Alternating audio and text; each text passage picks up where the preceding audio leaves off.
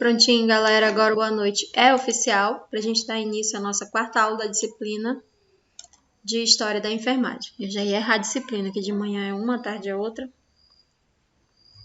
E ia falando outra coisa. Estamos atingindo aqui a marca já de 43 alunos, menos 2, que sou eu.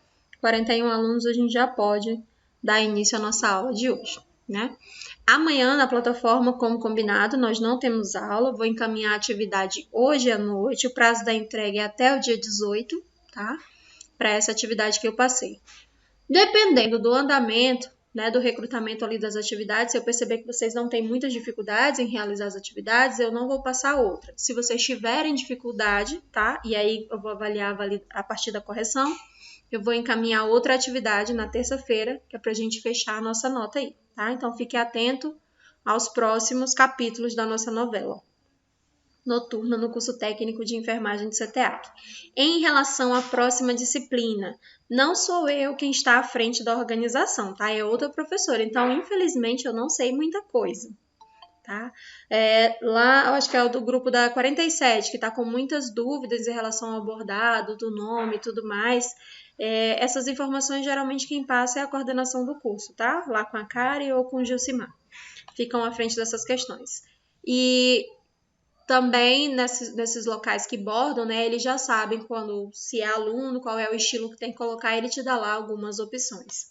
Em relação à vestimenta, né, para estágios, é tudo branco. Então, às vezes aí a galera gosta de uma estampa ou outra. O ideal é que seja tudo branco, tá? Isso aí, não sei como é que a escola se porta frente às estampas. Alguém tá com o microfone ligado.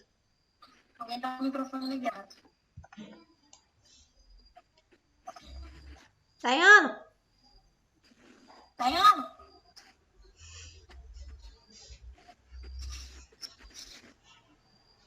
Daiana? Daiana Viana? Pronto. Tá? Não sei como é que a escola se porta frente às estampas, né? Mas o ideal, que é pedido lá, é tudo de branco, tá? Eu costumo usar tudo branco. Branquinho, branquinho, branquinho. Ou o azul para destacar ali os professores no campo de estágio, né? Às vezes os professores do CTEAC utilizam o pijama azul para se destacar. Vai depender da unidade que tá. Sempre eu uso branco ou eu uso azul. Quando eu estou em outra instituição, é a padronização branca também. Daí, para não ter problema, eu compro tudo branco. Já facilita a minha vida. Então, na primeira aula, a gente viu lá o processo da criação da enfermagem para a enfermagem moderna com a Florence Nightingale, né? Tranquilo, não acontece, tá? Na segunda aula, a gente viu ali o processo da formação, né? Dessa estruturação para a enfermagem, a transição da enfermagem para a enfermagem moderna. Ontem a gente deu uma passada ali na estruturação do hospital, né? Até o momento da enfermagem brasileira e do marco institucional da enfermagem no Brasil, né? Como é que aconteceu e quem são as mulheres brasileiras no ramo da enfermagem que estão à frente desse processo de integração. E hoje a gente vai falar um pouquinho, né, sobre o desenvolvimento do processo de aprendizado, o processo educacional voltado para a enfermagem, tá? Às vezes eu penso que o curso técnico em enfermagem, o curso da graduação de enfermagem, às vezes as pessoas não sabem muito bem o que estão fazendo, né? Uma crise ali de identidade. Porque quando eu fiz uma enquete para perguntar das séries aí, e a maioria das séries de saúde que a galera gosta são seriados médicos, né, que fogem ali a nossa rotina. Por exemplo, no Grey's Anatomy, quais são os episódios que aparece a rotina das enfermagens? Né, das enfermeiras ali? Não tem. Good Doctor. Não aparece rotina de enfermagem. Quando aparece é uma coisa pincelada. Né? O outro lá, Dr. House. São seriados médicos. E aí a galera diz que veio fazer enfermagem porque se inspirou nesses seriados médicos. Não dá para entender. Né? Às vezes a gente só supervaloriza a profissão do outro. Né? A gente tem que entender um pouquinho mais do nosso universo. O que a enfermagem faz? Né? O que é a enfermagem? Em que a gente pode se inspirar para ser um bom enfermeiro? O que é que faz o nosso coração bater mais forte quando a gente está à frente das nossas atribuições, requisitos, né? Não é só ali o desejo de cuidar, mas e a ciência? Né? Onde é que fica a ciência? Tá, vou cuidar, mas cuidar como? Qualquer pessoa tem aptidão para o cuidado. Qualquer pessoa que queira cuidar tem aptidão para o cuidado. Não é? Por exemplo, um cuidador de idoso, ele fez um curso só para cuidar. Ele só observa. Mas um técnico de enfermagem que fez cuidador de idoso, ele tem a ciência associada à prática do cuidar. Né? É completamente diferente, são saberes diferentes. A gente anda associado, aliado à ciência. A gente não faz nenhuma intervenção achando que vai dar certo. A gente só aplica uma intervenção sabendo que vai dar certo. Né? Ah, eu acho que eu vou verificar a pressão arterial para evitar do paciente ter um pico hipertensivo. Não, eu vou verificar a pressão arterial para verificar se esse paciente está com pico hipertensivo. E se ele estiver, eu vou adotar medidas, né, para que essa pressão volte para o nível normal. Eu vou verificar o nível de açúcar no sangue do meu paciente para eu ter certeza que ele está estável. E se tiver alguma alteração, né, eu colocar ali alguma conduta, alguma aplicabilidade de enfermagem. Eu vou medir uma criança, eu vou pesar uma criança para fazer o cálculo do IMC para ver se essa criança está com suporte nutricional adequado, se o desenvolvimento neurológico dela está tudo certo. Né? Isso é enfermagem. Eu vou vacinar essa pessoa contra a Covid na intenção de minimizar os danos que a doença traz para o organismo. Né? Ciência, enfermagem é ciência, não vamos esquecer disso. Né? E essa ciência, ela tem que estar atrelada ali ao nosso nível de conhecimento. Então, vamos começar a tentar entender mais o que é enfermagem, né? O que é técnico em enfermagem. E vamos deixar a profissão do outro lá, né? Mais com eles. E vamos admirar aqui e procurar saber mais da nossa. Né? Coisas que agregam à enfermagem, que melhoram a nossa assistência, a nossa sistematização. Daí o processo de enfermagem no Brasil começa quando, né? Começou lá com a nossa maravilhosa Ana Nery, depois que ela volta da guerra. Então começa aqui a organização no período colonial. Lembra que quando ela voltou da guerra, ela recebe uma condecoração do Dom Pedro II, período ali, colonial ainda. Né? Ela volta lá da Guerra do Paraguai. Então, a organização e a estruturação do ensino do serviço de enfermagem em solo brasileiro começa no período colonial, a partir da visita da enfermeira Ana Nery no campo de guerra. Então, quando ela volta sendo reconhecida e condecorada e recebe uma pensão vitalícia para isso. Então, instaura aí uma profissão. Foi profissionalizado a organização do serviço de enfermagem no território brasileiro. Só que aqui, cuidado dos doentes eram exercidos, na maioria dos casos, pelos escravos que auxiliavam aqueles médicos jesuítas que vieram ensinar as pessoas, né, como cuidar. E esse cuidado era associado à ciência. Então, lá os jesuítas, dentro das igrejas, faziam esse serviço de enfermagem. Né, com o Frei que a gente viu ontem, o Frei Luciano. Então, eles exerciam, além da função de médico, né, os jesuítas, eles também exerciam o papel da enfermagem. Só que no século XVII, o Brasil instaurou medidas de proteção referente à maternidade, lá com José de Bonifácio. Então, ele criou a sala de parto. Cria ali um marco diferencial, porque ele já traz uma outra profissão que está associada à atribuição do cuidado, à atribuição da enfermagem. E abriu mais uma porta, um leque de oportunidades, porque geralmente os homens não se sentiam à vontade para fazer parto. Então, eles formaram uma enfermeira, a Madame Durocher, formaram a primeira parteira, para que ela conduzisse esse serviço formando outras novas profissionais, outras mulheres, para que elas se interessassem por esse serviço. E o serviço de parto e obstetrícia passa a fazer parte da função de enfermagem. E hoje em dia, quando a mulher engravida, ela não pensa em fazer um acompanhamento do desenvolvimento da criança ou fazer o parto dela com uma enfermeira, né? Geralmente ela procura um médico obstetra. Ninguém procura uma pessoa falando assim, eu tenho um plano de saúde, eu vou fazer o meu pré-natal com uma enfermeira. Dificilmente.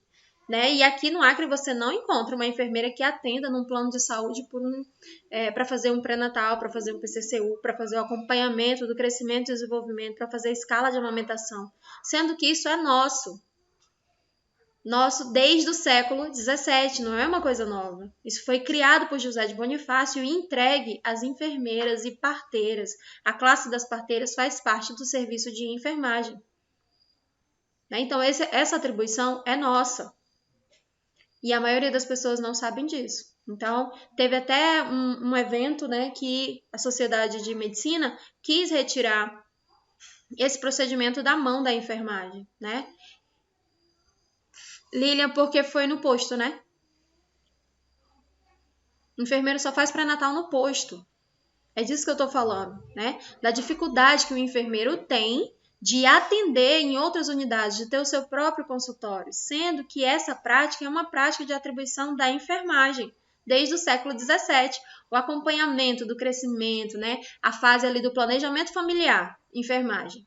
Engravidou, enfermagem. Parto, enfermagem. Acompanhamento do crescimento e desenvolvimento, enfermagem.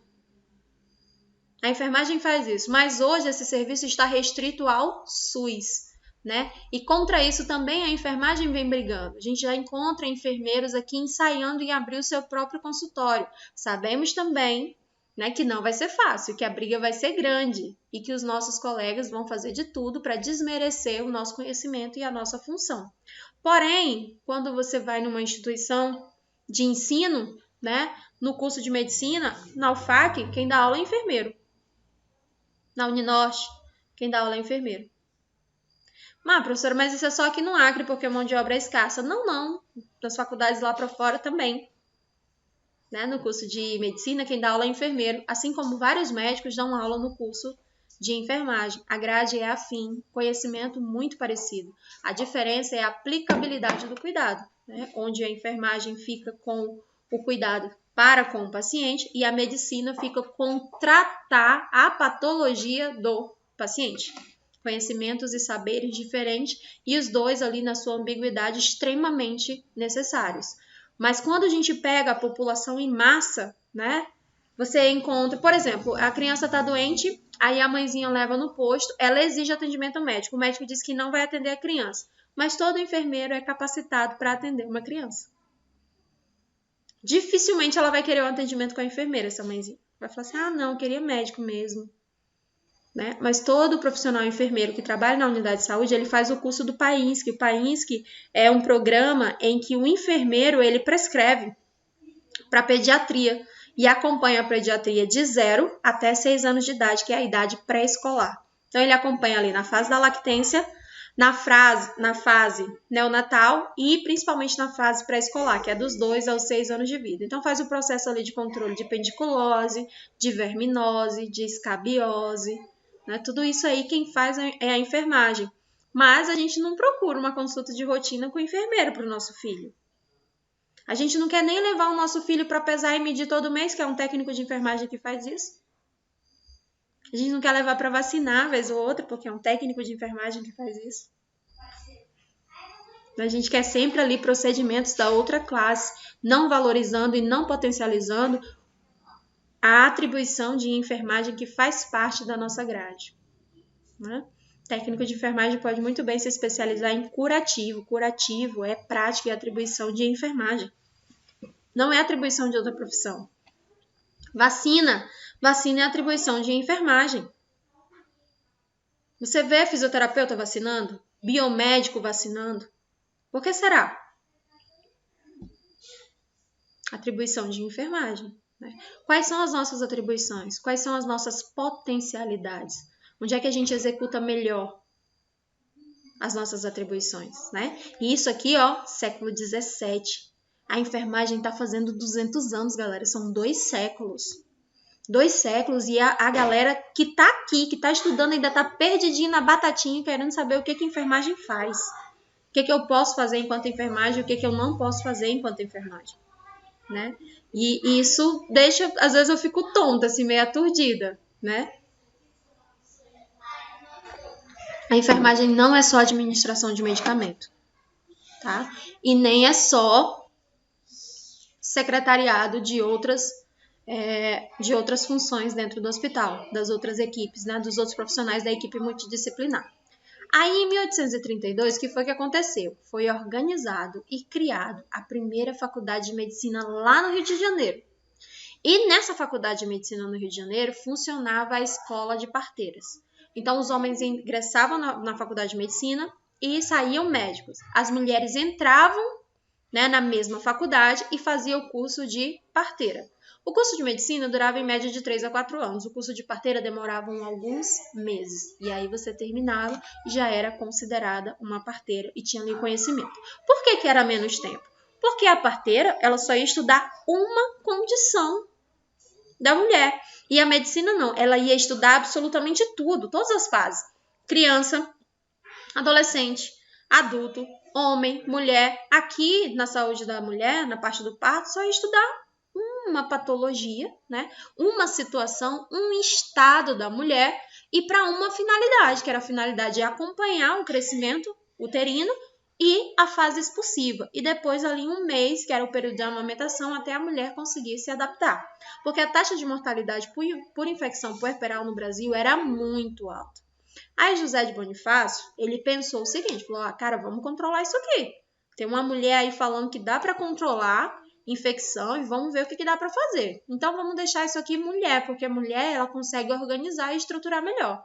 Vamos organizar aqui umas mulheres, vamos formar uma mulher, né? Vamos dar conhecimento para ela acompanhar, não só por instinto, não só por conhecimento empírico, mas para ela acompanhar também essa evolução do trabalho de parto com a ferramenta da ciência, com metodologia mais assertiva.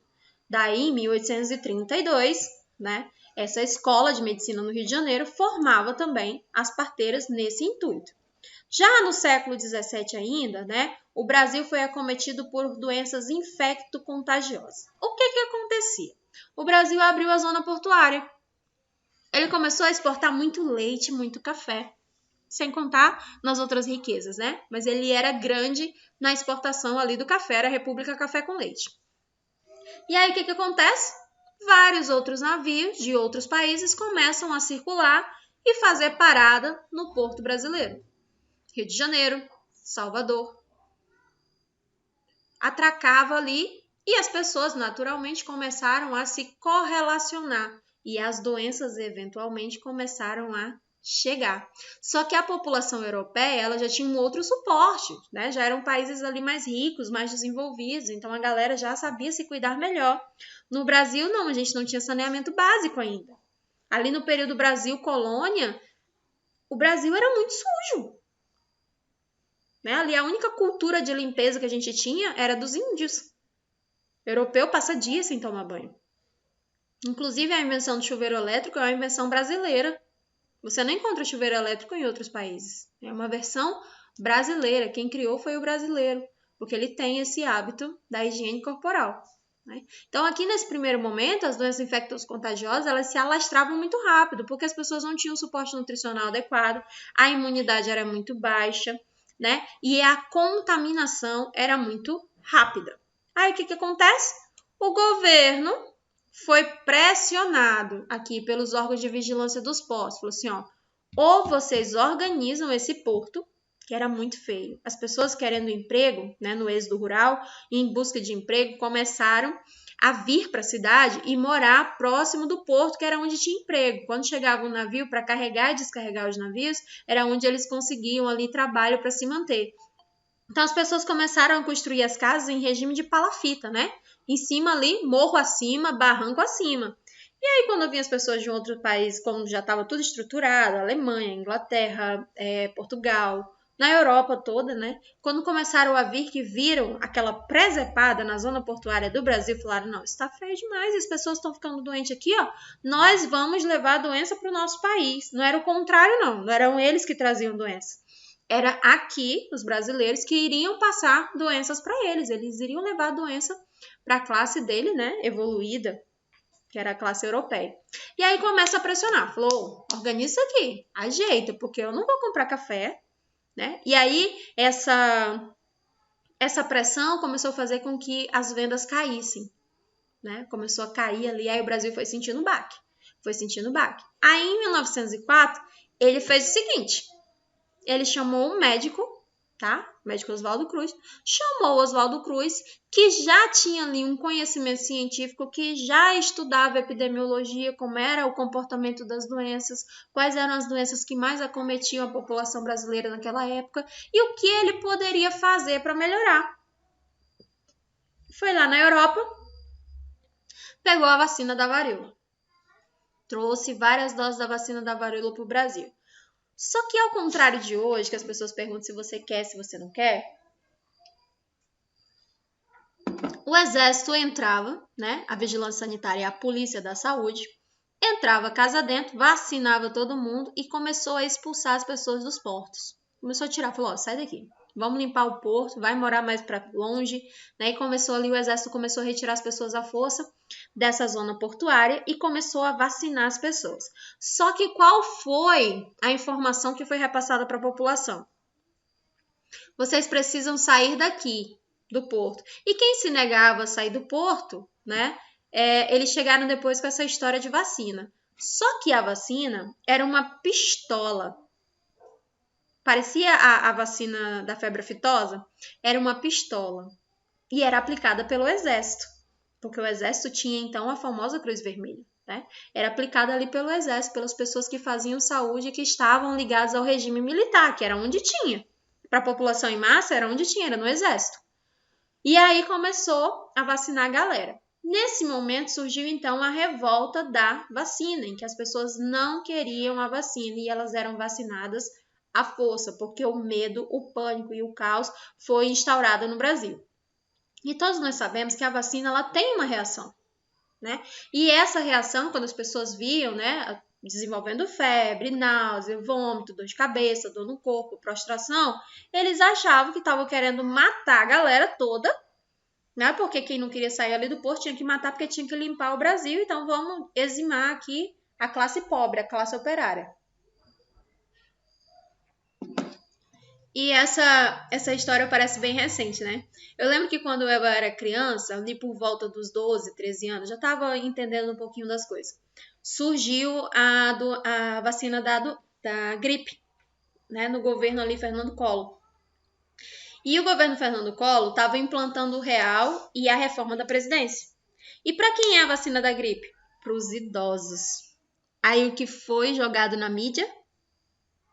Que o Fernando Henrique Cardoso estava querendo matar todos os idosos porque ele não queria mais pagar a aposentadoria de ninguém. Aí um monte de idoso não estava querendo se vacinar de jeito nenhum. Era um medo absurdo para a vacina. Daí foram observando as pessoas que iam se vacinando e estava tudo bem. Aí hoje a vacina da gripe é uma vacina, né, que é muito conhecida, que todo ano é aplicada, a vacina da influenza também, e foi dando tudo certo. Mas vocês percebem, tudo isso para chegar na vacina do Covid. Desde 1904 que a gente tem ali, né, dificuldade da vacinação em massa no Brasil. E a gente está em momentos diferentes em que a ciência vem avançando, né? E a gente todo é um ciclo vicioso que a gente encontra ali dificuldades para vacinar a população. Hoje, se você fizer uma enquete aí rapidinho, pega o teu Instagram e faz uma enquete básica, rapidinho. Você vai encontrar um monte de pessoas que não querem tomar vacina. Não é óbvio a vacinação. Eu mesmo disse que não ia tomar a vacina Coronavac. Tá vendo? Porque era com vírus vivo e depois que meu filho nasceu, que ele tinha dificuldade com vírus vivo, fiquei muito com medo das vacinas com vírus vivo. Então eu tinha dito que ele não tomaria essa vacina.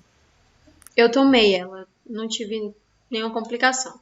Na minha família mesmo, né, meu pai não toma nem com pé nem amarrado. Não toma vacina de jeito nenhum. E chegou a vez da minha mãe. E aí eu liguei pra ela, falei assim, ó, hoje é teu dia, você vai? Ela falou, não vou de jeito nenhum. Aí anteontem ela mandou uma mensagem pra mim. Será que ainda dá tempo? Aí eu liguei lá no posto, né? Eu falei, ó, tem condições? Ó, todo dia, quando dá 50 alunos aqui no grupo, eu não sei o que acontece, as pessoas não conseguem mais entrar. Tá aqui o meu telefone do lado, logado, e não tem nenhum convite. Todo dia é a mesma coisa. Não tem nenhum convite aqui aparecendo pra mim, nem na tela do computador, que eu tô de frente pra ela. Celular aqui, ó, o tempo inteiro. Só Degler, né? O que acontece? Eu perguntei lá na escola se isso existe, de dar um número aqui X e não abrir mais a sala para ninguém. Eles falaram que isso não existe, que não tem um número de aluno específico. Tá? O suporte tecnológico da escola falou que não tem um número de alunos, não, que eu posso fazer aqui e o link é o mesmo para todo mundo. Professor, eu acho que depende do horário também, porque se Será? passa muito tempo da aula e eles não deixam mais não acessar? pode mais entrar, alguma coisa assim. Isso. Tem meia hora que eu mandei. Será que é isso? Uma vez aconteceu isso comigo, não deu para me acessar a aula, né, com mais ou menos 30 minutos, 40 minutos, já não dá mais de entrar pelo link. Tá, eu vou tentar mandar o link de novo. Só um pouquinho aí, tá? Ó, agora chegou e conseguiu acessar. Vou mandar o link lá novamente. Aguenta aí.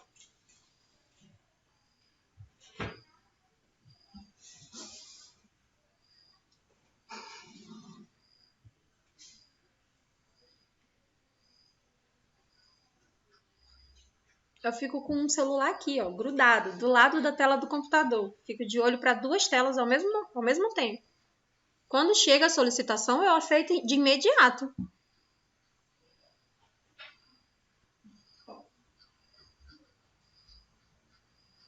Pronto.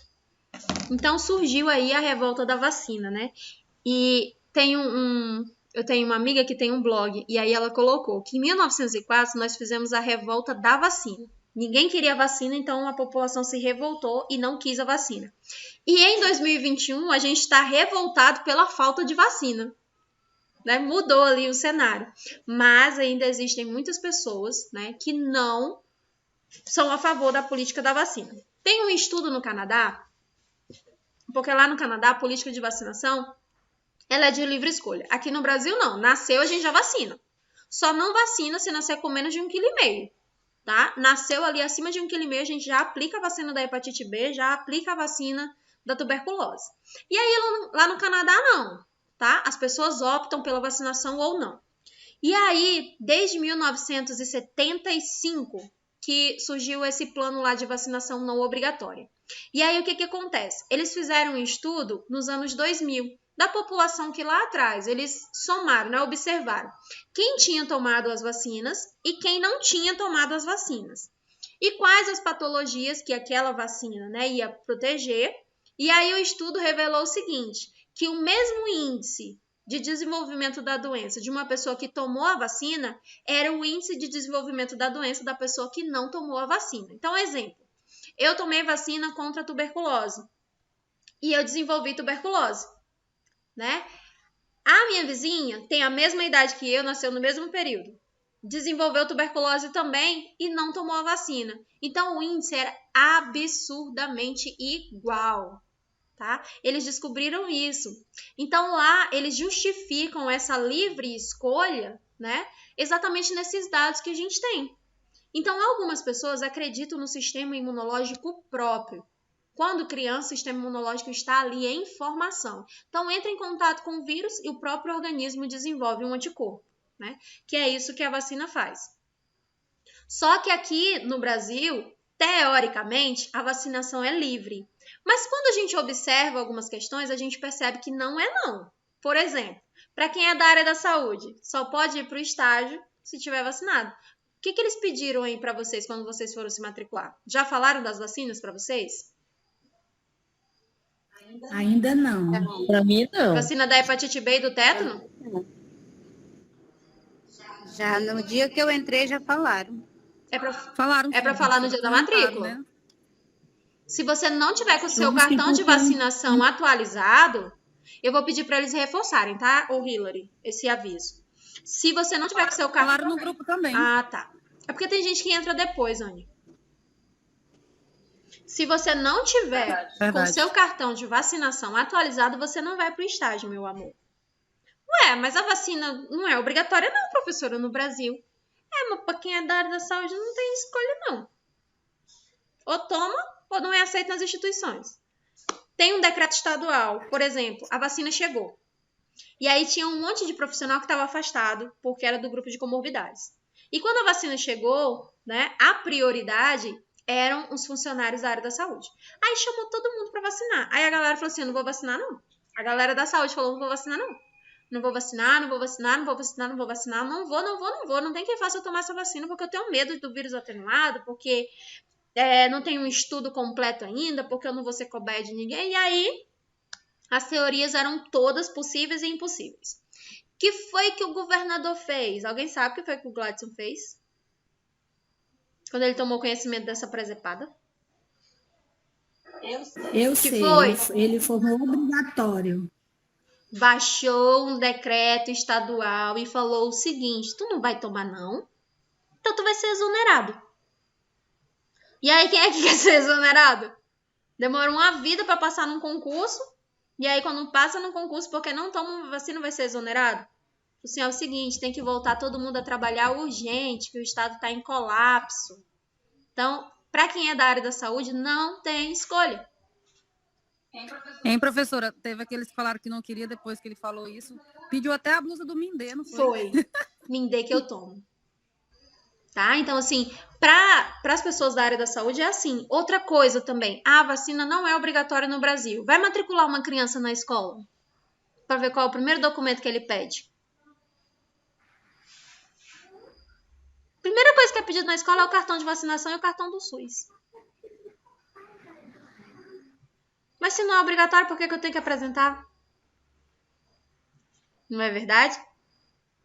Então, assim, eles ficam com essa história de que vacina não é obrigatória no Brasil, quando na verdade é. Quando a criança nasce lá na maternidade, ninguém pergunta não. Ô, Ania, tu quer que eu vacine teu filho? Não, é vacina pra cima e acabou a conversa.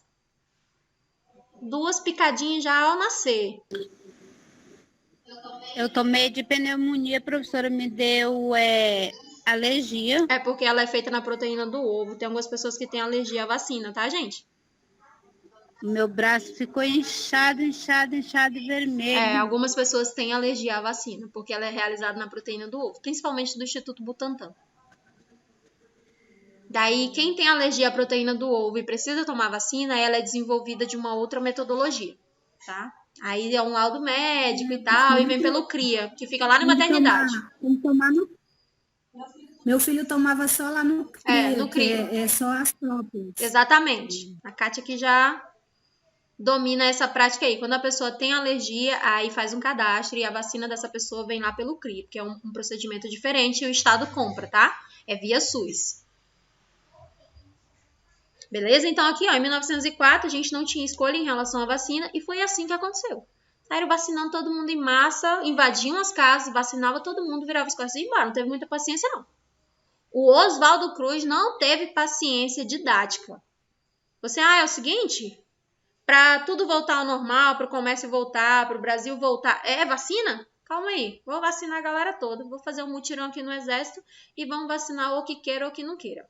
E saiu vacinando a população em massa, e esse período ficou conhecido na história porque teve muito conflito de civil. Foi o primeiro conflito de civil ali que teve registro de mortes, que teve registro de catástrofes no Brasil, foi a revolta da vacina em 1904, que foi liderada pelo médico Oswaldo Cruz, que hoje é um médico famosíssimo, epidemiologista do Brasil, famoso e respeitado no mundo.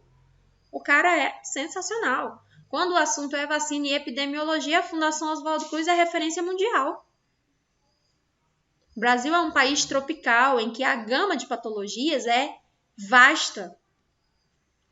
E essa gama de patologias é estudada pelos epidemiologistas. Né? Tem uma classe ali da medicina, tem uma classe também da enfermagem epidemiologista, que é da vigilância epidemiológica, que notifica todos os agravos. Por exemplo, como é que a gente sabe quantos novos casos de HIV surgiram no mês de abril no ano de 2021? Notificação compulsória pela vigilância epidemiológica. Como é que a gente sabe quantas pessoas adquiriram Covid no dia? Ontem, quantas pessoas positivaram para Covid? Notificação da vigilância epidemiológica. Tá? É a Polícia de Saúde que faz esse cadastro.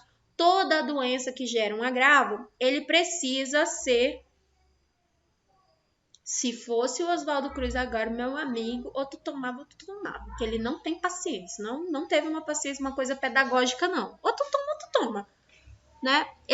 A posição do Gladson me lembrou muito. Quando eu vi o decreto, eu fiquei rindo aqui em casa sozinha. Eu falei assim, e aí, vocês... E a gente tem um grupo, né? Eu falei, vocês disseram que não iam tomar? Não vai, não. Porque esse cara falou assim, ué, tu vai tomar vacina? Eu falei, meu amigo, é só isso pra eu voltar a trabalhar? Eu tomar vacina. Pronto, tá aqui meu braço. Tomei as 2 doses rapidinho. Tomei uma, 28 dias, tomei a outra. Tranquila e calma. Porque eu sei que eu preciso disso pra trabalhar. Uma profissão que eu escolhi, não tem outro jeito, não. Ou é isso, é o cenário atual. É a vacina que estão exigindo para eu voltar a trabalhar e para dar tudo certo na minha vida de novo, né? É essa a esperança que eles estão dando para mim? Tamo junto, vamos lá. Então, quando o Gladson baixou esse decreto estadual, honestamente, eu achei muito bom.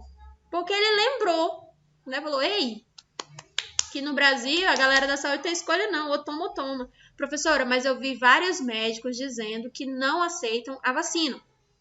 Não são da linha de frente. Não estão na linha de frente. Quem está na linha de frente ou quem precisa voltar para a linha de frente porque está afastado por algum motivo, tem que tomar, senão não vai voltar. É uma exigência do Ministério da Saúde. Em caso de pandemia, né, a Polícia da Saúde é a Anvisa e é o que ela determina. E a vigilância epidemiológica é um órgão da Anvisa. E é o órgão que melhor paga, tá? Para quem passa em concurso e vai trabalhar na vigilância epidemiológica ou na Anvisa, é o órgão federal que melhor paga. Porque faz toda a notificação dos agravos. Tá? Então, quando a gente tem alguma doença e a gente vai para a notificação, né, para saber ali o índice, tem que entrar no índice, porque como é que o SUS vai fazer o repasse? Se ele não sabe quantas mulheres grávidas, como é que ele vai passar o repasse para o pré-natal, para a maternidade, se ele não sabe quantas mulheres estão grávidas ali?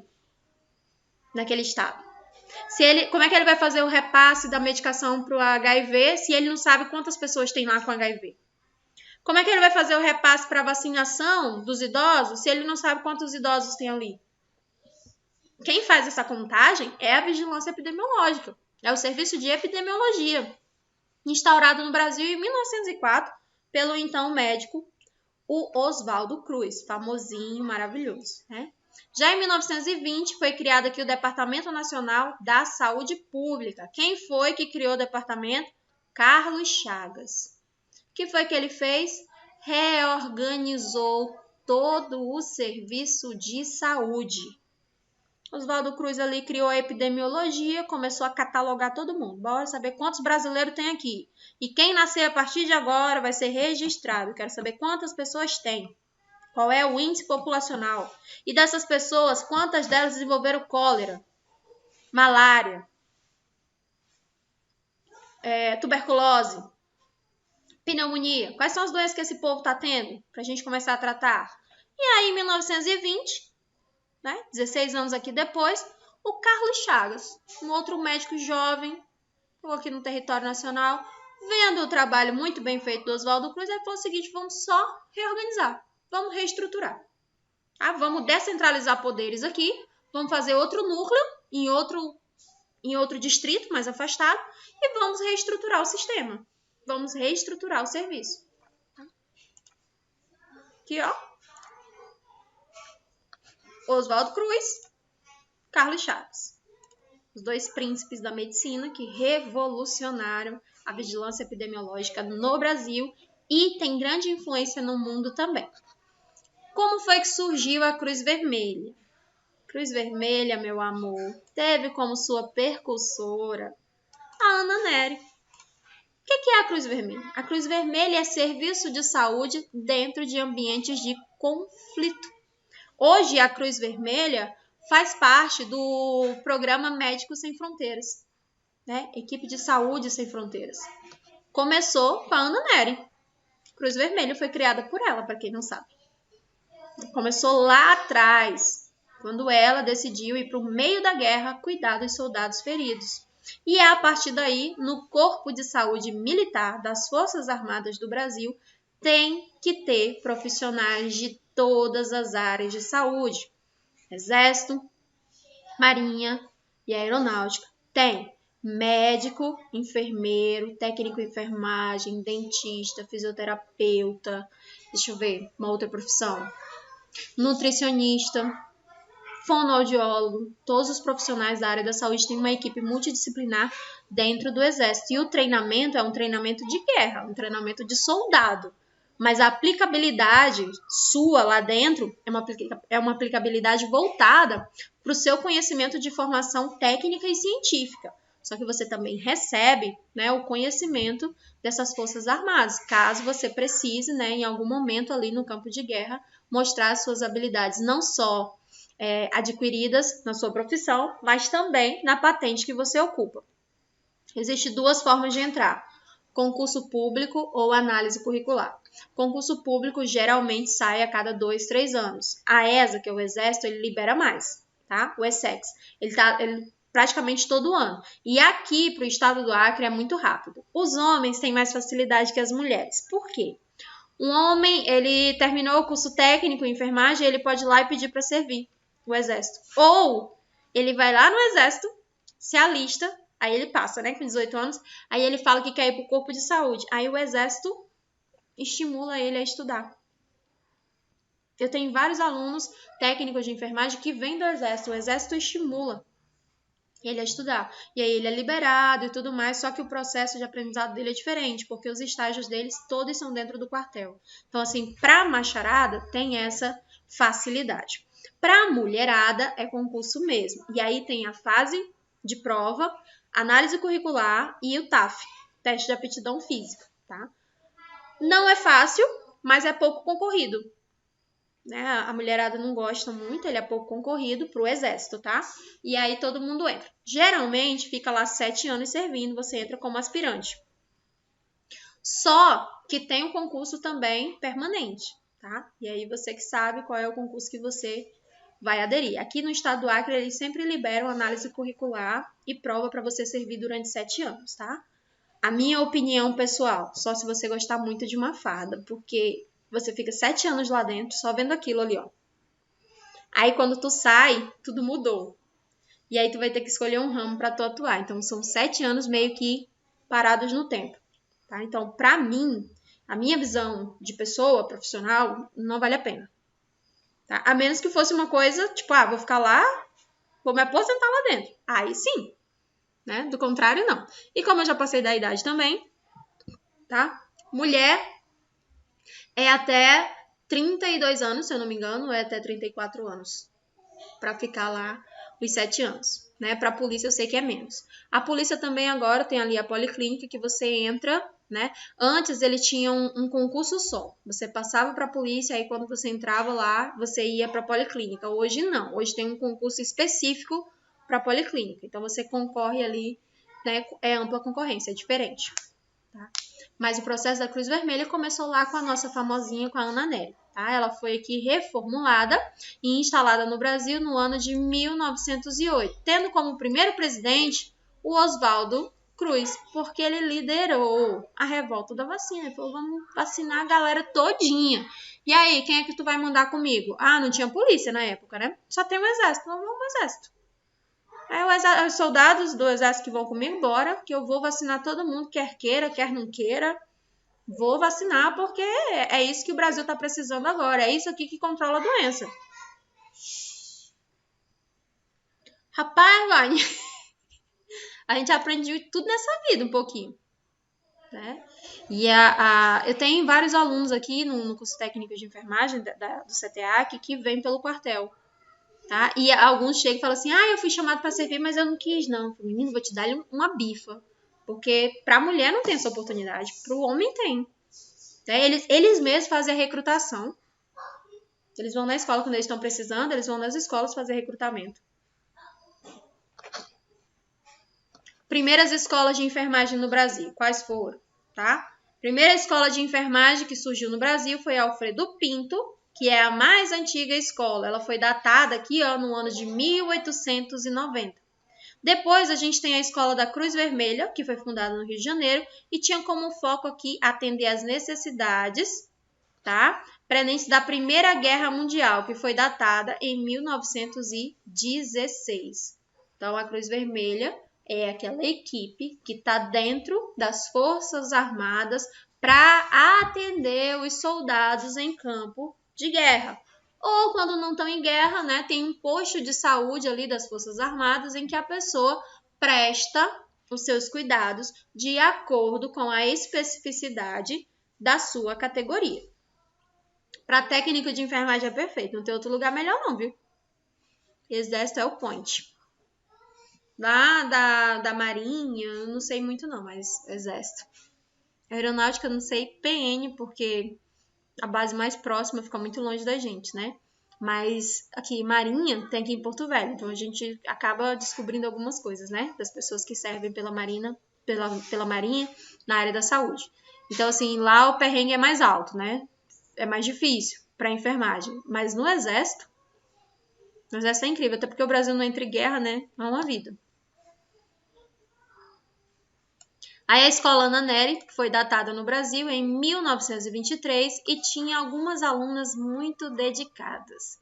E essas alunas muito dedicadas eram as mesmas alunas que posteriormente formariam outras alunas. Daí surge esse ramo, né, da enfermagem na área pedagógica. Antes, todo enfermeiro saía com seu diploma, né? Ele fazia a grade de licenciatura e bacharelado. Então, ele poderia tanto seguir a área acadêmica e pedagógica, como ele poderia ir para assistência. Ele já saía com um diploma ambíguo, né? Os dois. Podia fazer as duas coisas. Hoje, não. Hoje, ele sai enfermeiro, bacharel em enfermagem. Né? Então, ele está apto a desempenhar as suas atribuições no ambiente hospitalar, no ambiente de clínica. Ele é bacharel. Para ele dar aula em enfermagem, ele tem que fazer uma pós-graduação, uma especialização, né? Ou quebrar muito a cara e aprender assim, meio que na força do divino.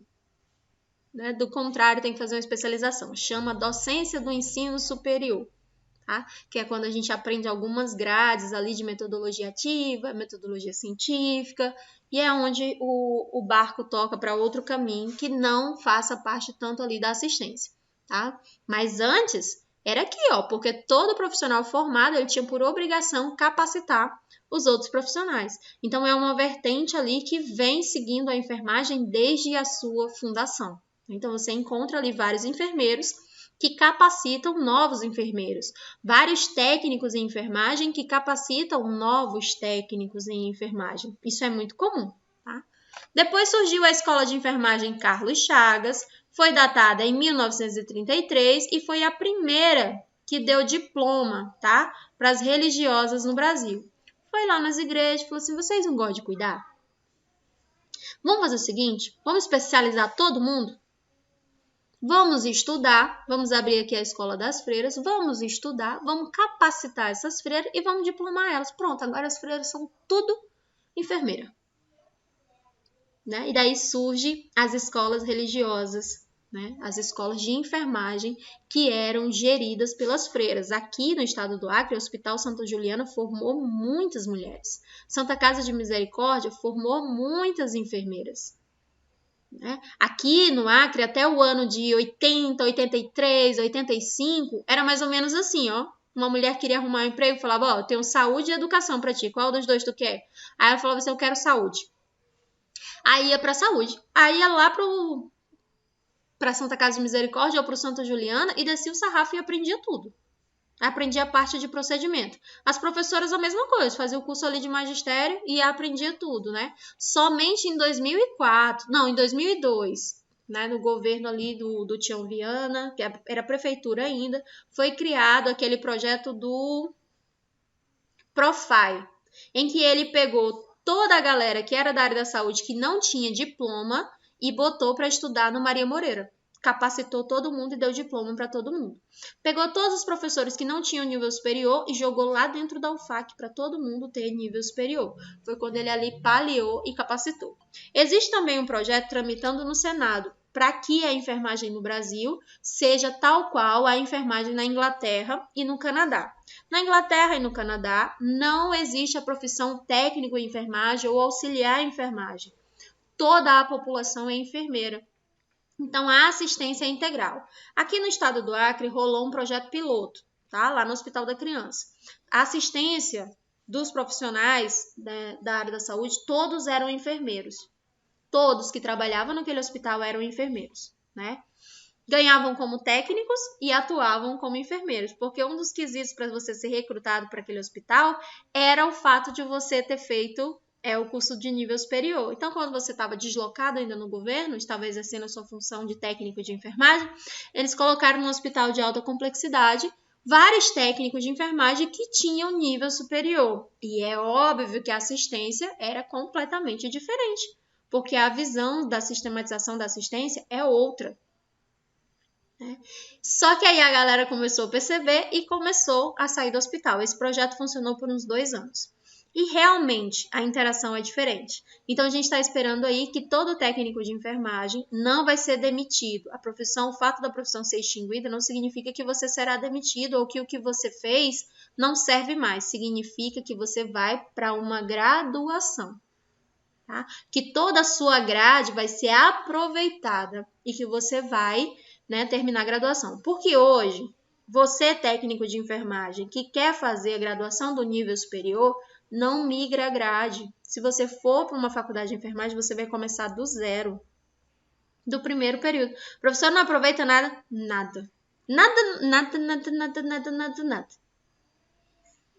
Sabe o que eu acho disso? Eu acho muito bom. Porque se fosse o contrário, pensa aí. Se a grade migrasse do nível técnico para o nível superior, a grade do nível superior também migraria para o curso técnico. Ah, já pensou? Eu termino o curso de graduação de enfermagem, só vou lá numa escola de curso técnico, entrego meu diploma e falo assim, agora eu quero um diploma de técnico, porque eu tenho horas sobrando para ser técnica em enfermagem. Né? Então, seria uma graduação injusta. E aí, pensando nisso, foi feito assim. A grade do curso técnico só serve para o curso técnico. E a grade do nível superior só serve para curso do nível superior.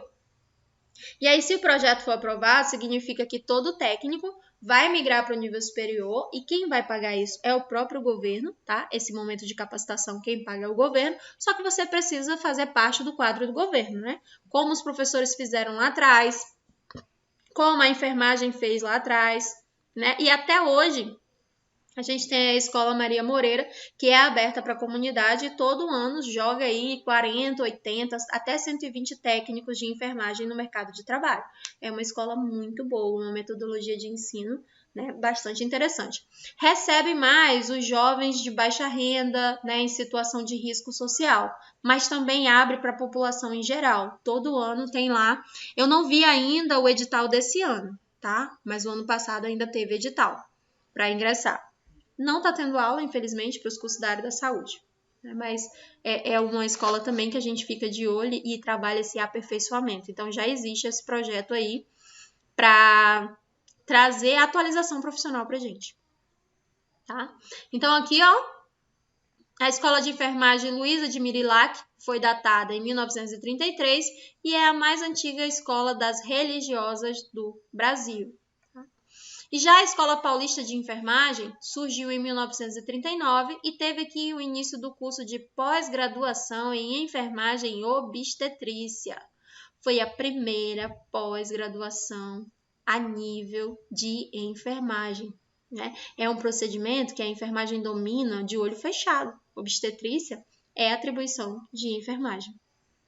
Parto é a atribuição da enfermagem. Nós dominamos isso aqui. Foi o primeiro procedimento que foi entregue para a enfermagem. Porque nós temos habilidade física, mental, intelectual e científica. E A&D, outra profissão que diga o contrário. Tá? A enfermagem aqui da USP, né, que é o curso de enfermagem mais antigo, uma faculdade estadual, né, que é conceituado, foi datado em 1944 e faz parte da Universidade Federal de São Paulo. A Associação Brasileira de Enfermagem surge quando? Né? A ABEM, Associação Brasileira de Profissionais da Enfermagem. Foi fundada em agosto de 1926, é uma das profissões mais antigas que existe no território nacional, sob a denominação da Associação de Enfermeiros Diplomados, né, aqui no território nacional. Então, aqui, ó, enfermeiras diplomadas brasileiras. Não é enfermeira que vem de fora, não. Brasileira. E a ABEM aqui, ó, é uma entidade de direito privado, sem fim lucrativo, de caráter científico e de caráter assistencial. Cuida dos nossos interesses, né? Quando a gente tem ali alguma dificuldade a nível ético com o nosso conselho, né? Nós podemos recorrer à ABEM, né? Que é a sociedade que está ali acima de tudo para representar a enfermagem. Então, aqui, ó, na ABEM, o que acontece? Congrega os enfermeiros e técnicos em enfermagem e incentiva o espírito de união e solidariedade entre as classes, tanto para técnico quanto para enfermeiro e também a equipe multidisciplinar. Promove o desenvolvimento técnico, o desenvolvimento científico e profissional de todos os integrantes da enfermagem em todo o território nacional. Então, é a ABEM que cria os cursos de atualização, de capacitação e descentraliza em todo o território nacional. Promove integração às demais entidades representativas da enfermagem. Tassiane, né? Vale em outros países também que tem portabilidade com o Brasil, tá? Mas o curso a nível técnico aqui é em todo o território nacional. Porém, tem outros países que não exigem que você faça uma outra especialização, como, por exemplo, Alemanha, Canadá, Inglaterra, Chile, Equador, tá? Não exige. Um dos únicos países que exige que você faça uma atualização profissional para exercer a sua função em território nacional é o Brasil. Tá? É um dos poucos países que exige. Você, quando vai para outro país e entra pela porta, né? Pela porta da frente, com toda a documentação válida, você consegue executar suas atribuições de enfermagem sim. O seu diploma é reconhecido, tá? Mas em alguns países. Geralmente, a enfermagem brasileira adora migrar para o Canadá. É o point, assim, que recebe muito bem os brasileiros e que a gente não tem problema lá com a nossa certificação profissional. É um dos países que mais facilita para a área da saúde, tá? Ou se você ingressar no projeto da Cruz Vermelha ou dos Médicos Sem Fronteiras, que aí não tem, o seu diploma vale em qualquer lugar. Você sendo do Médicos Sem Fronteiras, você consegue trabalhar em qualquer lugar. O problema do Médicos Sem Fronteiras é que é uma sociedade sem fins lucrativos, você não ganha nada para participar, tá? A nível financeiro. Não tem recurso. Todo o recurso que é investido lá, tanto no Greenpeace quanto no Médicos Sem Fronteira, é completamente revestido para insumos da própria equipe, né? E a arrecadação ali de material que possam favorecer uma assistência mais digna para os países pobres e subdesenvolvidos. Promove a integração aqui da enfermagem com todas as outras entidades e nos representa, é o representante da enfermagem na defesa de todos os interesses da nossa profissão.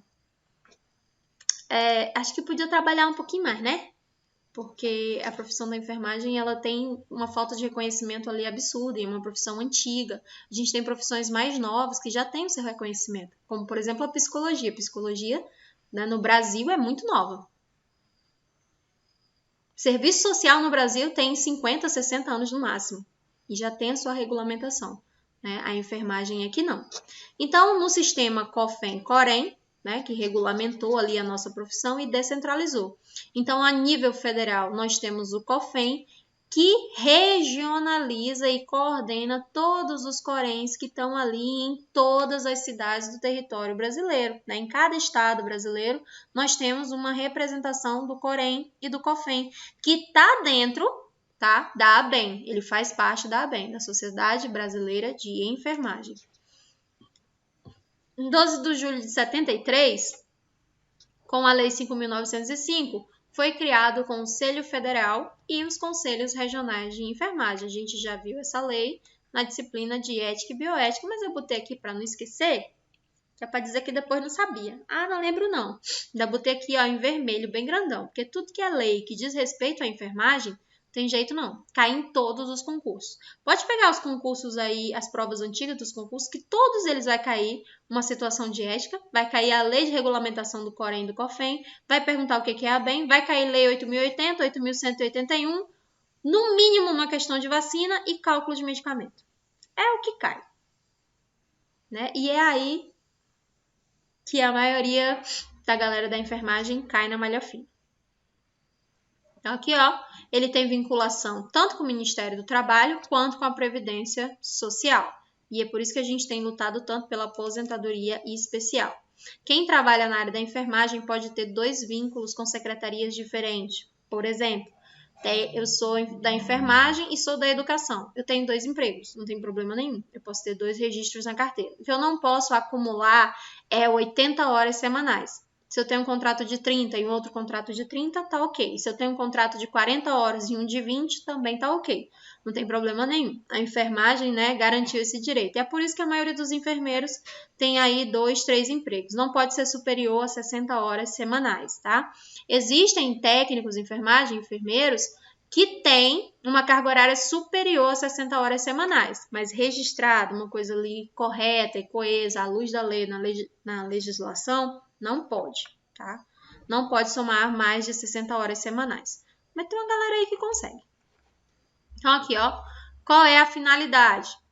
Tem como objetivo fiscalização e zelar pela qualidade do serviço dos profissionais de enfermagem.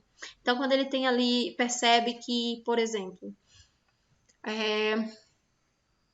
o procedimento do crescimento e desenvolvimento, né, que é a nível técnico de enfermagem, ou o plano de vacinação não está funcionando legal, não está dando certo, o plano de vacinação não está legal, não. Onde é que está o erro? O que está acontecendo? É falta de preparo do profissional? É falta de capacitação? Aí o Corém e o COFEM corre lá para resolver essa situação. Não conseguiu resolver? Vai para a BEM. Falou, ó, BEM, tu que tá aí acima, tu que manda mais, vem aqui, vamos resolver essa situação. Olha aqui o que está acontecendo com a enfermagem no Brasil. E agora, né, a gente está em ênfase, em alta, em relação da PL, mas infelizmente está surgindo aí essas situações com relação à vacina para dificultar e para desqualificar o nosso serviço, né, que é feito ali com tanta presteza e com tanta assistência. Existem profissionais na área da saúde, principalmente na área da enfermagem, que não atuam de acordo com o que reza, com o que preza, né, o nosso conselho de ética. Mas existe isso em todas as profissões. Né? E a maioria dos profissionais da área da saúde, eles trabalham com zelo, com maestria e principalmente com amor, né? E é isso que dificulta tanto a gente, é esse negócio do amor. Né? Que se a gente trabalhasse com amor apenas e não por amor, que é o que a maioria de nós faz, trabalha por amor e não é remunerado por isso, né? A gente já tinha conseguido ali um outro status social. A gente já estava em outro momento. A gente não estava mais falando de PL para regularizar o nosso piso salarial ou tampouco para dizer quantas horas a gente tem que trabalhar. Né? Então, hoje o contratante é quem dá as regras. Vou te pagar isso e aí você aceita. A história do golpe tá aí, né? Cai quem quer. Daí vamos lá. Simbologia da enfermagem, né? O símbolo da graduação do nível superior do enfermeiro é a cobra, a cruz vermelha e a lamparina. Esse é o símbolo do profissional enfermeiro. O profissional técnico de enfermagem, ele ficou com a seringa e com a lamparina. A cor verde, né, a jade aqui, representa a saúde. Então, vamos lá. A cobra simboliza o conhecimento. A lamparina, a luz que ilumina esse conhecimento. Né? A palavra aluno, esse A é de negação. Sem. Aluno é sem luz. Quando você passa pelo curso técnico de enfermagem ou pela graduação do nível superior, você ganha essa luz do conhecimento que é representado aqui pela lamparina, que é o que iluminou o caminho da enfermagem. Foi a ciência, o conhecimento daquela percussora maravilhosa da Florence Nightingale. Com a ciência e com a sua lamparina, ela fez a aplicabilidade de metodologia científica e mudou a enfermagem, né, de uma enfermagem pré-histórica para uma enfermagem moderna, baseada em ciência e uma ciência de evidência. Tá? E a cruz vermelha representa ali a prestação de serviço em qualquer ambiente, tá? Principalmente nos ambientes de guerra. E um ambiente hospitalar é um ambiente de guerra. Técnico de enfermagem, a seringa, né, a lamparina também representando conhecimento, mas a seringa representa a aplicabilidade da técnica, tá? A assistência, o técnico de enfermagem, né, ele aprende todas as técnicas para ele executar. Tá? Ele pode não dominar o conhecimento científico de todas as técnicas, mas ele sabe executar a técnica, porque é isso que é passado para ele. No curso técnico de enfermagem, você aprende todas as técnicas de enfermagem para executar. Então, a seringa representa a aplicabilidade da técnica científica que você aprende na graduação. E hoje em dia está acontecendo uma coisa que tem deturpado muito a nossa profissão, como, por exemplo, né, pessoas que não terminaram a graduação fazendo plantões ou fazendo, né, assistência sem a devida qualidade, sem o devido amparo técnico, científico e legal, sem o Corém.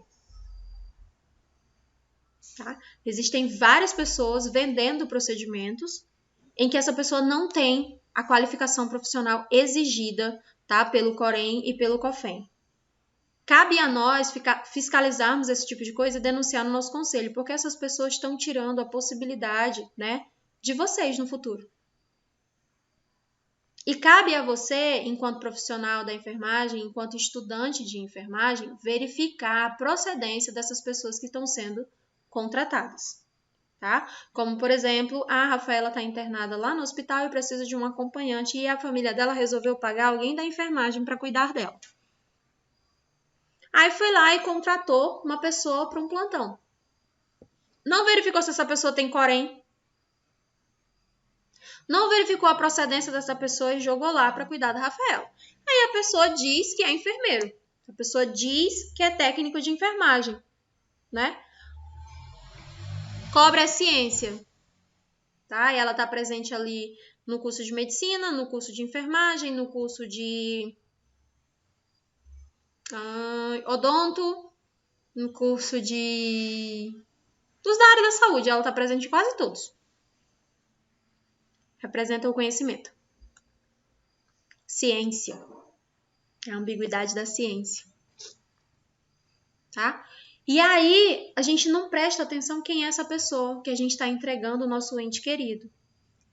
E os hospitais, eles não pegam a procedência, porque aquela pessoa não faz parte do quadro profissional daquela instituição. É a mesma coisa de você pagar um profissional para te dar aula particular. Você não necessariamente tem que pegar um professor da escola. Você pode escolher qualquer outro enfermeiro para te dar uma aula particular sobre aquele assunto. Né? Mas cabe a você, contratante, observar quem é essa pessoa. Oi, Rafael. Lá no INTO, eles estavam pegando o técnico de enfermagem que ainda não tinha um Corém. Uma colega minha entrou depois de 20 dias que ela conseguiu o Corém dela e ela estava assinando normal.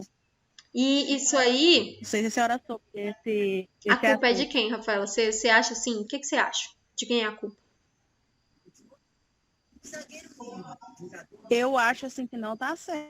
Tá, mas... Eu acho assim que tem que...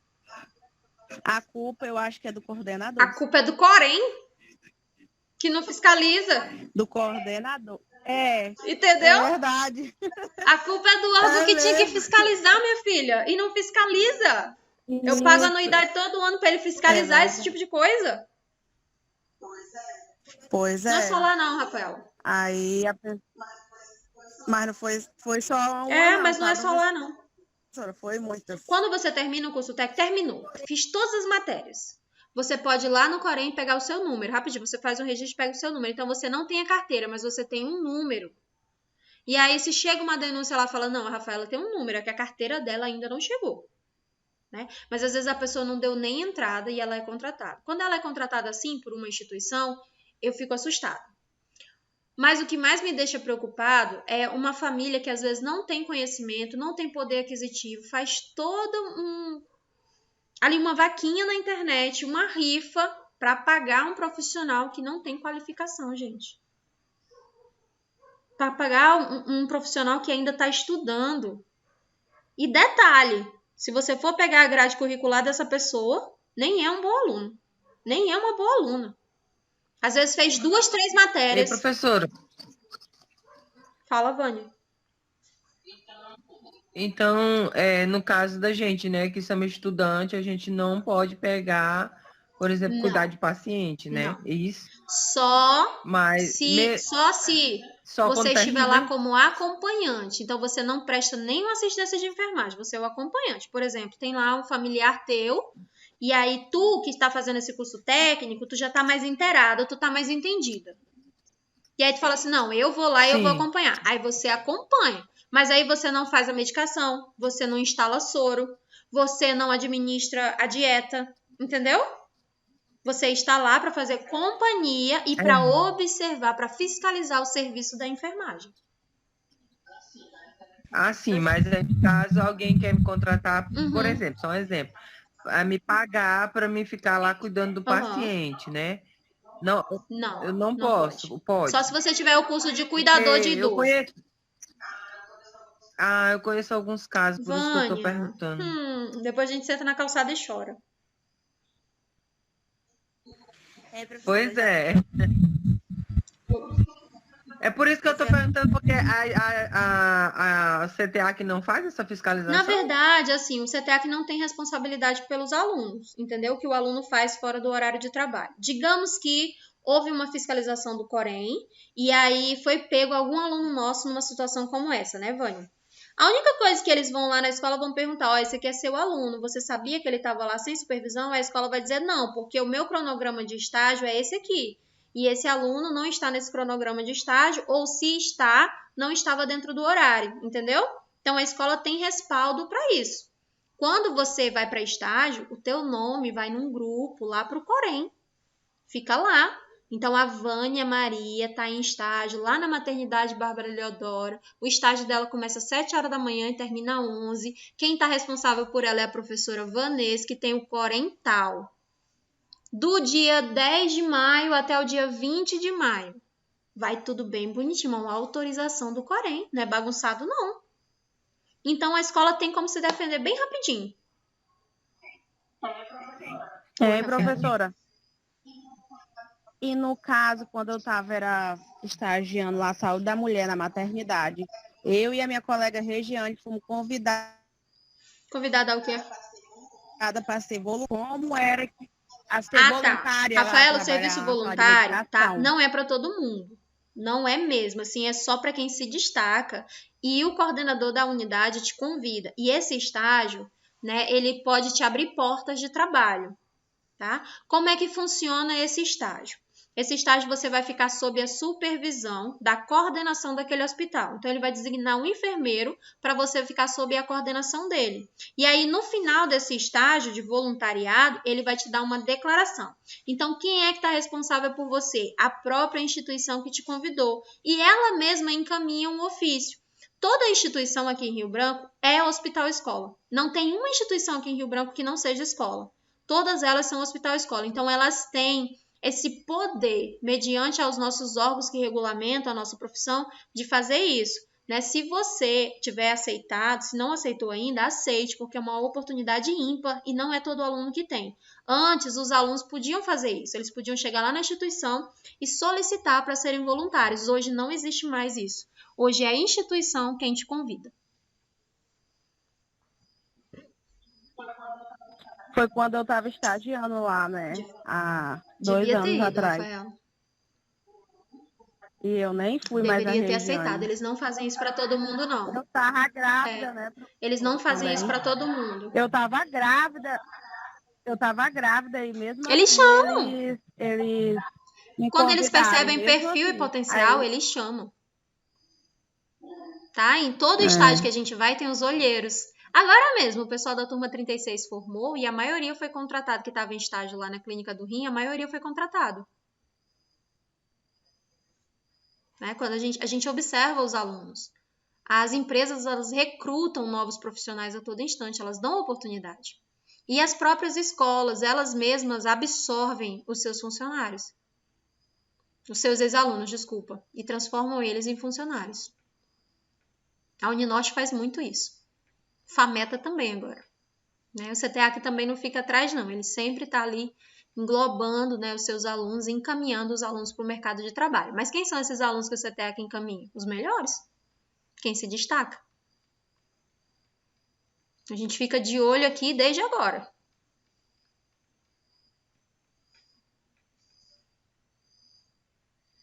Acho que a Adriana ia falar alguma coisa, né, Adriana?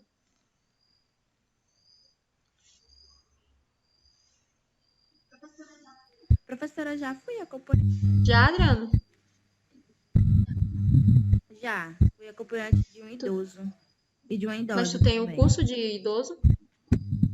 Cuidador de idoso? Não, professora. Ah, tu foi acompanhar, né? Não, acompanhante você pode ser. Você não pode ser cuidador. Você não pode cuidar. Não, eles pegaram, contrataram a minha irmã. Aí ela pegou e foi. Aí depois eles precisavam de novo. Aí ela disse que não podia ir. Aí a amiga dela não pôde ir. Aí ela perguntou se eu podia ir, só que ela falou, olha, ela não é técnica e ela não é cuidadora de idosos. Ela começou agora o curso. Aí eles disseram assim, não tem problema, é só para ela acompanhar. Só para fazer companhia mesmo, né? Tu não fazia nenhum procedimento. Não, até porque eu não sei nem dar. Tá vendo? Né? Mas tem algumas pessoas, Adriana, que faz, por exemplo, a disciplina de farmacologia. Cursa farmacologia. E aprende a funcionar, aprende a administrar medicamento, né? Aprende ali alguns procedimentos, aí pronto. Acho que já pode atuar ali sem a supervisão. Tá? E isso é ilegal. E a pessoa que está contratando, por vezes, nem sabe. É aí que o bicho pega, né? Mas aí a culpa é desse profissional que faz isso? Eu acredito que não. Eu acredito que a situação no Brasil está muito difícil e quem pode trabalhar está correndo atrás de trabalhar com o que sabe e com o que tem na manga, né? Mas eu acredito que a falha é dos órgãos que estão ali na fiscalização. Tá? Eu acredito que a falha é aí, porque era quem deveria fazer, né? Essa fiscalização não está fazendo, por isso que isso está acontecendo. E é muito recorrente. Não é um aluno nem dois, não.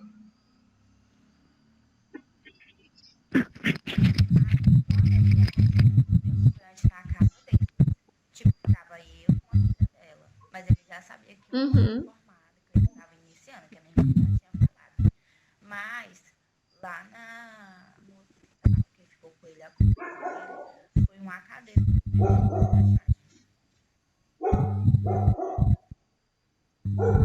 E aliás, teve lá no hospital que o técnico, uma técnica viu aplicar uma injeção no senhor que estava lá, que era o senhor que a gente estava cuidando, só que era ele que estava no hospital, eu só fui acompanhar ele em casa. E aí a PA e a pressão dele já estava regular, já estava praticamente baixa. E aí, mesmo assim, ela administrou o medicamento e ele pegou e falou para ela, a senhora não vai verificar a pressão dele? A senhora não vai verificar a pressão dele para saber, porque a pressão dele está boa, a senhora vai estabilizar. E mesmo assim, ela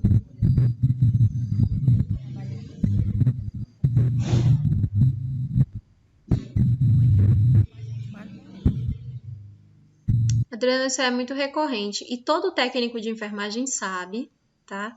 Que ele tem que verificar a pressão arterial antes de administrar alguma medicação antihipertensiva. Né? Assim como também todo técnico de enfermagem sabe que o acompanhante não é para executar atribuições de enfermagem. Ah, mas esse acompanhante é da enfermagem. É da enfermagem, mas não é da enfermagem desse setor. Tá? Então, ele não está aqui contratado pelo hospital. Eu, como enfermeira, não deixo ele atuar, porque ele não faz parte da minha equipe. Se acontecer alguma coisa com aquele paciente que está sob os meus cuidados, quem vai responder sou eu e vocês que fazem parte da minha equipe, não aquela pessoa que foi contratada por fora. Então, no meu plantão, um profissional que foi contratado por fora não executa atribuições da minha equipe. Não dá banho, não dá comida, não administra medicação, tá? Fica tudo a critério da equipe que tá comigo, da equipe do hospital. Ele vai ficar lá acompanhando, vai chamar a gente quando necessário, vai fazer manobra ali de ventilação, vai fazer uma massagem, vai fazer alguma coisa ali de aplicabilidade do plano de cuidados dele. Mas ele não pode interferir na rotina e na assistência do plantão daquele colega, entendeu? Você não faz parte da equipe. Para mim, você não faz parte da equipe.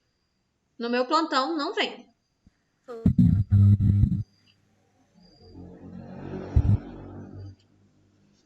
A Iriane, né? Iriane, tu queria falar, né? Iriane? É, professora, eu também Tô ouvindo. Você tá escutando? Pois é, eu agora nessa pandemia, eu fui contratada para ficar como cuidadora de 2 idosos. Mas é porque também ninguém queria, sabe?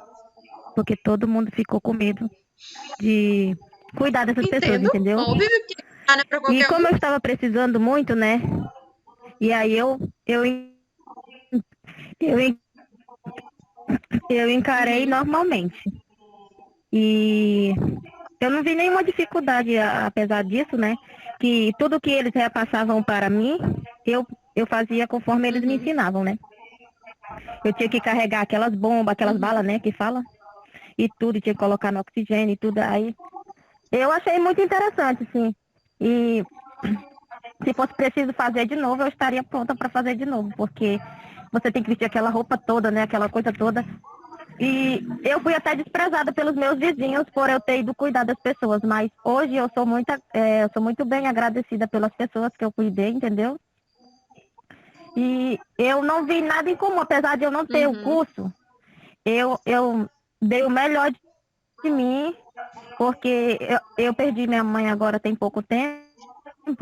Não foi pelo Covid, mas já tava com esse problema já rolando, né? E a minha mãe tinha uma doença chamada ataxia espinocerebellar, que ela precisava de todos os cuidados. Era um bebê, né? Que a Dalcineide, que está participando do grupo também, ela que esteve presente na minha vida, ela sabe um pouco, sabe, do que aconteceu com a minha mãe. E eu tinha muita vontade de fazer esse curso, interagir com todo mundo, para futuramente eu poder ajudar aquelas pessoas que não têm condições, né? Eu achei muito interessante também tudo isso, assim, aí as pessoas desprezaram, né, por a gente se envolver com as pessoas que estão com essa doença, né? Mas, Eriane, para você fazer qualquer procedimento isso dentro mesmo, do professora. hospital, você tem que ter o curso. Porque, do contrário, né, a gente banaliza a nossa profissão. A gente está banalizando. É isso mesmo. É por isso que Quando um leigo, Eriane, é eu estou fazendo contratado, justamente isso para me isso aí, aperfeiçoar, né? porque o processo de cuidar, ele é muito difícil. Você mesma disse, eu fazia tudo o que me mandavam. Aí a gente volta lá na disciplina de ética, né? Qual é a principal ferramenta que leva um profissional a errar? A ingenuidade. E qual é a ingenuidade? A falta de conhecimento. Eu fiz, tem lá até essa frase, eu fiz porque me mandaram. E se te mandarem fazer algo errado? Como é que você vai entender que está certo e o que está errado se você não tem um conhecimento científico? Então, quando a gente aceita esse tipo de trabalho, a gente está desqualificando quem está estudando. Já pensou, tu tá lá formada, tem o teu diploma, e aí a Rafaela ainda não tem o diploma. A Rafaela é contratada e você não. Isso é imparcial e o processo de cuidar, ele exige conhecimento científico. No mínimo, você tem que ser cuidador de idoso. Você tem que ter o mínimo de conhecimento. Professora, mas eu não tinha o curso de cuidador, né? Mas eu já tinha a prática de casa, né? Devido à doença ser bem agravada da minha mãe, né? Aí eu já Aqui no tinha Brasil é assim. Você pode ter a experiência que for. Se você não tiver o papel para comprovar, você não é. E você pode ter um monte de papel e nenhuma experiência, mas para lei você é. Entendeu? Eu tenho muita paciência com aluno. Uma vez que você tem o diploma dizendo que você é, eu não tenho mais paciência, não. Para mim, você sabe, pronto. Ah, mas eu não vi isso no meu curso técnico. Problema seu. Você tem um diploma dizendo que você é. Né? E a experiência no Brasil, não é o serviço de enfermagem no Brasil não é autodidata. Ah, eu aprendi, eu vi e agora eu posso executar. Não, exige uma qualificação profissional. E essa qualificação profissional é o diploma, que a gente só tem, né? Ou fazendo um curso de cuidador de idoso, né, que compreende aí 240 a 300 horas, são muitas horas, ou o técnico de enfermagem, que é 2 anos e 2 meses, ou a graduação de 5 anos. Só tem esses 3 caminhos. Do contrário, a gente não pode, é exercício ilegal da profissão. Mais alguém? Tem alguma dúvida? Professora, mas é que nem eu lhe falei, né? Não foi porque não só porque eu estava precisando, é porque ninguém queria fazer isso, entendeu? Ficar com eles lá, que era tudo particular, né? Aí agora eu estou É que eu não revendo, né? entendo. Como é que a pessoa está numa unidade particular? Aperfeiçoar, ter o meu diploma para não fazer errado, Aí eu não né? entendo como é que a pessoa está numa unidade particular, que ela já está pagando por aquilo e tem que pagar duplamente pelo serviço. É isso que eu não consigo entender. É porque eles queriam um cuidado maior, sabe? Eram os pais deles, aí eles queriam um cuidado maior, que eu estivesse ali olhando o que eles estavam fazendo com eles, entendeu? Aí eu digo, não, tudo bem, já que vocês querem, tudo bem. Mas é por isso que eu estou dizendo, que agora eu estou fazendo tudo isso para ficar tudo na lei, tudo né? Direitinho. à luz da lei, a legalização. Isso é formação de quadrilha aí, viu? Uhum. Mais alguém?